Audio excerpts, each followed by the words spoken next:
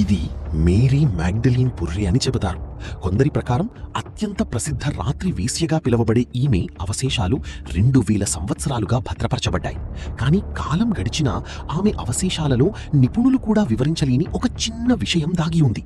1279లో నేపిల్స్ రాజు అయిన 2వ చార్లెస్ మరియు అతని అనుచరులు ఒక ఆశ్చర్యకరమైన విషయాన్ని కనుగొన్నారు. అవి ఒక మహిళ అవశేషాలు. అంతేకాదు, చరిత్రలోని అత్యంత ప్రసిద్ధ రాత్రి వేశ్యగా పిలువబడే మేరీ మ్యాగ్డలీన్ అవశేషాలు. మరియు ఆమె శరీరం ఒక నిజమైన రహస్యం. ఆమె అవశేషాలు ఫ్రాన్స్లోని ప్రొవిన్స్లో ఉన్న సెయింట్ మ్యాక్సిమిన్ లా సెయింట్ బౌండ్ చర్చ్ కింద ఉన్నాయి. ఎవరైనా అనుకునే దానికి విరుద్ధంగా ఆ అవశేషాలు దాదాపు మార్పు చెందలేదు. ఇంకా దిగ్భ్రాంతికరమైన విషయం ఒకటి ఉంది. కొన్ని భాగాలు సజీవంగా కనిపించాయి. వారు శవపేటికను తెరిచినప్పుడు గులాబీల ఘాటైన సువాసన వారి ముక్కులకు తగిలింది. అయితే అత్యంత దిగ్భ్రాంతికరమైన విషయం ఆమె అవశేషాలకు సంభవించింది. కానీ అది ఏమిటి? ఆ గులాబీల సువాసన ఎంత తీవ్రంగా ఉందంటే అది ఆ ప్రదేశమంతా వ్యాపించింది. మరియు 2000 సంవత్సరాల తర్వాత కూడా నేటికి ఆ చర్చిని సందర్శించే పర్యాటకులు ఆ వాసన తమకు వస్తుందని చెబుతారు. కానీ మరో ఆశ్చర్యకరమైన విషయం అన్ని శాస్త్రీయ తర్కాలకు అందనిది.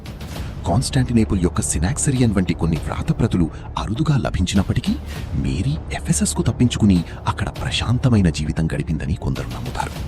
ఇది 1971లో పుర్రెపై జరిపిన పరీక్షలతో సరిపోలుతుంది. ఆ పరీక్షలలో అది సుమారు 50 ఏళ్ల వయస్సున్న మహిళకు చెందినదని తేలింది. అయినప్పటికీ ఆ సమాధిలో ఇంకా మరిన్ని రహస్యాలున్నాయి. మేరీ మగ్దలేనా అవశేషాలతో పాటు ఇక్కడ ధన్యురాలైన మేరీ మగ్దలేనా దేహముంది అనే శాసనమున్న మైనపు పూత పూసిన ఒక పలక, అలాగే పవిత్ర ఆంఫుల్లా అని పిలువబడి రక్తంతో తడిసిన మట్టితో నింపిన ఒక గాజు గోడం కూడా కనుగొనబడ్డాయి.